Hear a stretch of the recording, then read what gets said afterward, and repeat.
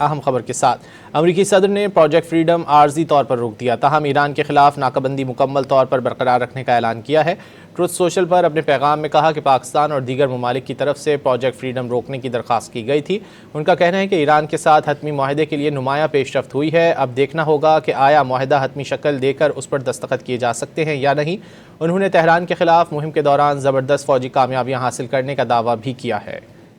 پاکستان اور دیگر ممالک کی درخواست پر ایران کے خلاف مہم کے دوران ہماری زبردست فوجی کامیابی اور اس کے علاوہ ایران کے نمائندوں کے ساتھ ایک مکمل اور حتمی معاہدے کی جانب نمایاں پیش رفت کے پیش نظر ہم نے باہمی طور پر یہ طے کیا ہے کہ اگرچہ ناکہ بندی مکمل طور پر برقرار رہے گی، تاہم پروجیکٹ فریڈم آبنائے ہرمز کے ذریعے جہازوں کی آمد و رفت کو عارضی طور پر روک دیا جائے گا تاکہ یہ دیکھا جا سکے گا کہ آیا معاہدہ حتمی شکل دے کر اس پر دستخط کیے جا سکتے ہیں یا نہیں۔